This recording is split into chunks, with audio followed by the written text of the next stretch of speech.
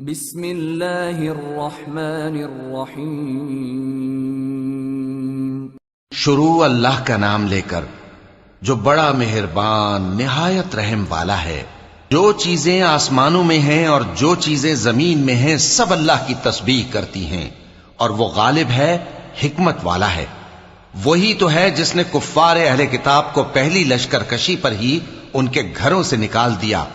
مسلمانوں، تمہارے خیال میں بھی نہ تھا کہ وہ نکل جائیں گے، اور وہ لوگ یہ سمجھے ہوئے تھے کہ ان کے قلعے ان کو اللہ کے عذاب سے بچا لیں گے، مگر اللہ نے ان کو وہاں سے آ لیا جہاں سے ان کو گمان بھی نہ تھا، اور اس نے ان کے دلوں میں دہشت ڈال دی کہ اپنے گھروں کو خود اپنے ہاتھوں اور مومنوں کے ہاتھوں سے اجاڑنے لگے۔ تو اے بصیرت کی آنکھیں رکھنے والو، عبرت حاصل کرو۔ اور اگر اللہ نے ان کے بارے میں جلا وطن کرنا نہ لکھ رکھا ہوتا تو ان کو دنیا میں بھی عذاب دے دیتا، اور آخرت میں تو ان کے لیے آگ کا عذاب تیار ہے ہی۔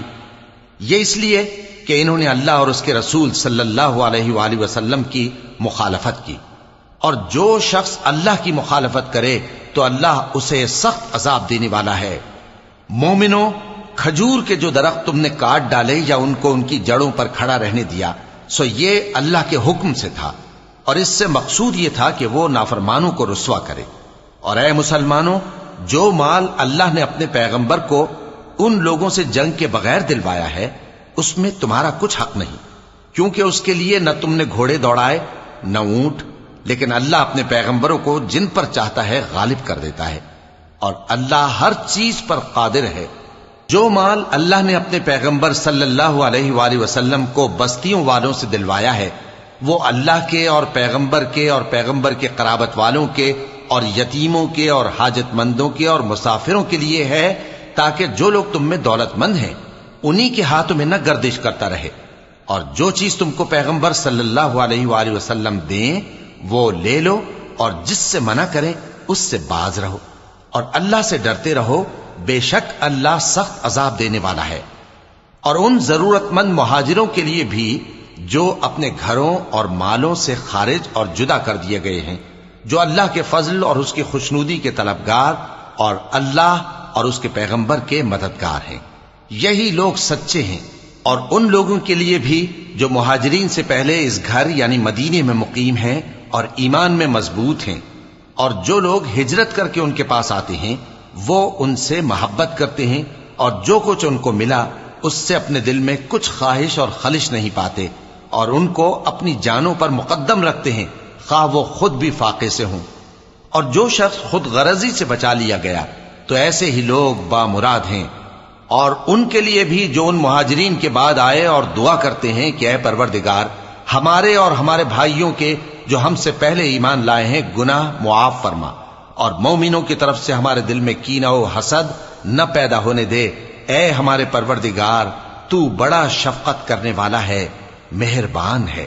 کیا تم نے ان منافقوں کو نہیں دیکھا جو اپنے کافر بھائیوں سے جو اہل کتاب ہیں کہا کرتے ہیں کہ اگر تم جلا وطن کیے گئے تو ہم بھی تمہارے ساتھ نکل چلیں گے، اور تمہارے بارے میں کبھی کسی کا کہا نہ مانیں گے، اور اگر تم سے جنگ ہوئی تو تمہاری ہی مدد کریں گے، مگر اللہ ظاہر کیے دیتا ہے کہ یہ جھوٹے ہیں۔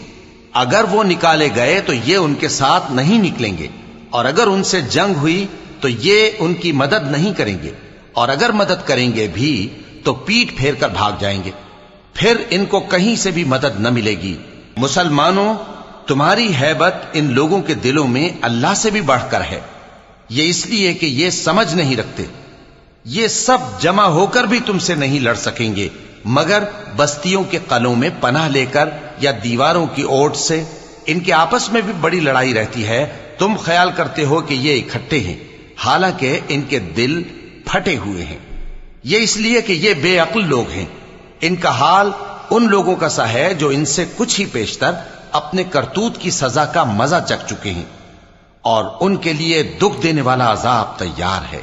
منافقوں کی مثال شیطان کی سی ہے کہ انسان سے کہتا رہا کہ کافر ہو جا، پھر جب وہ کافر ہو گیا تو کہنے لگا کہ مجھے تجھ سے کچھ سروکار نہیں، مجھ کو تو اللہ رب العالمین سے ڈر لگتا ہے۔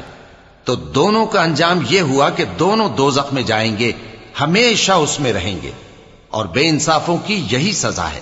اے ایمان والو، اللہ سے ڈرتے رہو اور ہر شخص کو دیکھنا چاہیے کہ اس نے کل یعنی آخرت کے لیے کیا سامان بھیجا ہے.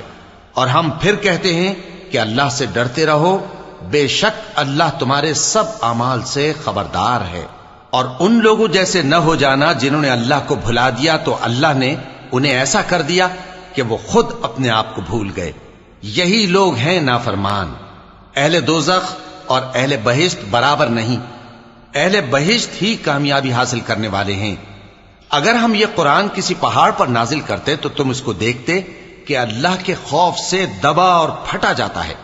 اور یہ مثالیں ہم لوگوں کے لیے بیان کرتے ہیں تاکہ وہ غور کریں. وہی اللہ ہے جس کے سوا کوئی معبود نہیں، پوشیدہ اور ظاہر کا جاننے والا، وہ بڑا مہربان ہے، نہایت رحم والا ہے. وہی اللہ ہے جس کے سوا کوئی عبادت کے لائق نہیں، بادشاہ حقیقی، ہر عیب سے پاک، سلامتی دینے والا، امن دینے والا، نگہبان، غالب، زبردست، بڑائی والا. اللہ مشرکوں کے شرک سے پاک ہے. وہی اللہ تمام مخلوقات کا خالق، ایجاد و اختراع کرنے والا، صورتیں بنانے والا. اس کے سب اچھے سے اچھے نام ہیں. جتنی چیزیں آسمانوں اور زمین میں ہیں سب اس کی تسبیح کرتی رہتی ہیں، اور وہ غالب ہے، حکمت والا ہے. صدق اللہ العظیم.